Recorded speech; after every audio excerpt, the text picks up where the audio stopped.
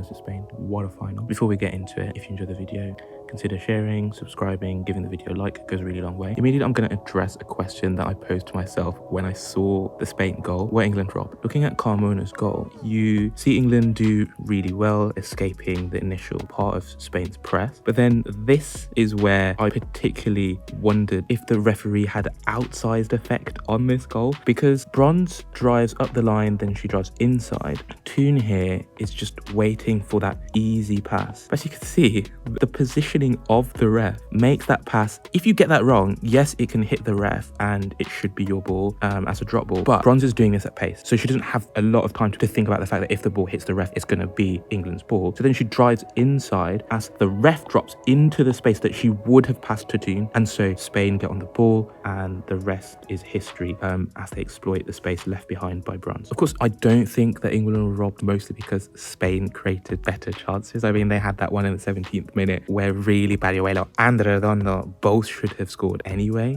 but it definitely felt like Spain took advantage of the ref. Anyway, England built up in this 2-3 shape deep where you have Greenwood and Bright as the centre backs and Daly and Carter as your fullbacks, with Bronze pushing really high up on that right hand side. This was against a 4-2-3-1 press by Spain, except they had Redondo push from that wide midfield position to more of a half and half position where she's both meant to be marking Daly, but also she's going to jump onto Greenwood. England choose to play long into this right hand side channel, as they did numerous times throughout the game, looking to try and take advantage of Bronze's aerial ability. We get to see somewhat of the remnants of that 4-2-3-1 and just how narrow the England forwards, including Toon, are as they hope to win the ball in this space and combine here to then play one of Russo or Hemp in behind. Or potentially, if Spain are able to defend that space, they'll have a ton of space for the switch. Move on to the 41st minute. We have a similar shape again with that initial 2-3 deep and a long goal kick for England with the narrow forwards, and then looking to try and take advantage of that space on the right hand side. England are able to retain possession here, and then we get to see those two forwards positioning,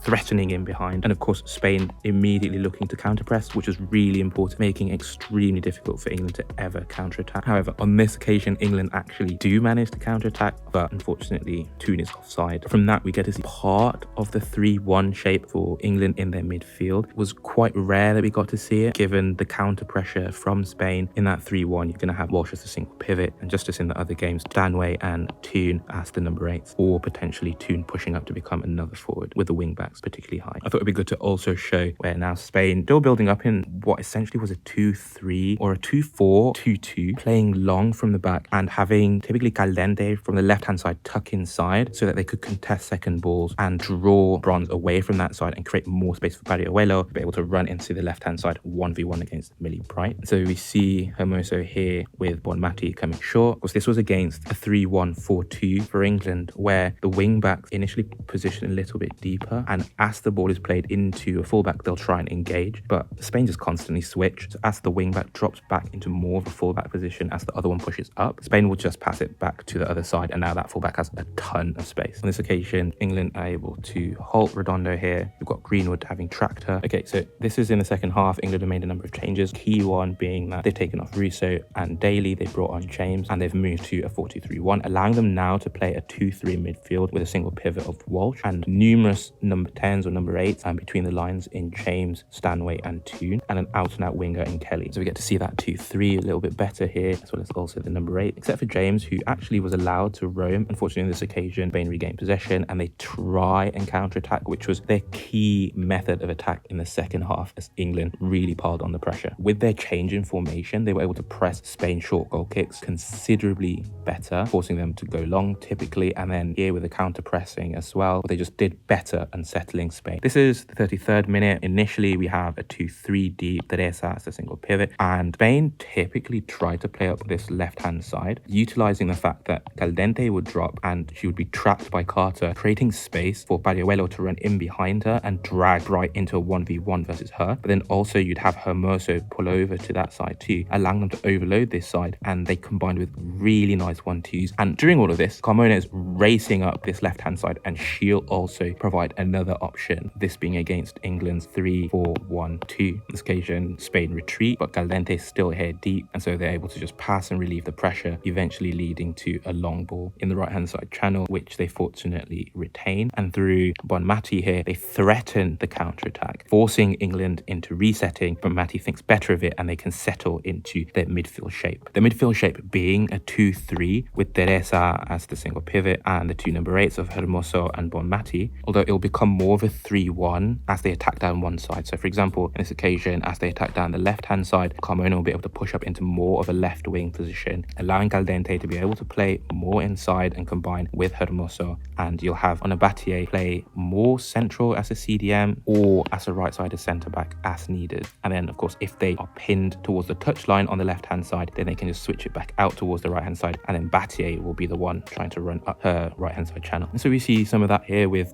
Carmona making that run on the outside, Caldente inside, and some combination play where Hermoso eventually tries to pass to Barriuelo in that left-hand side channel in a foot race against Millie Bright. Okay, so another scenario, 53rd minute, still that 2-3 shape, similar to Spain. It's 2-3, but 3-1 if one of the fullbacks pushes higher. England try and play it for Tune in the channel, but then we get to see what I thought was the key thrust of England's attack in the second half with that early ball into Kelly, whose touch was impeccable off some of these diagonals. And then you get Spain cover across, try and put pressure on that side. I've already mentioned their counter pressure here. Kelly's able to avoid that, eventually leading to England creating some momentum in this right hand side channel for Kelly, and she whips in an absolutely delicious ball, or as she threatened to numerous times this game. Okay, so another example of Spain kicking it long after their goal kick. We get to see that 2-3 or 2-4, 2-2, where we have Caldente having narrowed from her left wing position, drawing Bronze central as well as Hermoso here higher, and the other centre midfielders, Bonmati and Teresa, a little bit deeper. They're looking to try and win the ball in a central space and then try and transition. Fortunately for England, they're able to hold that. As I did with England in the Australia game,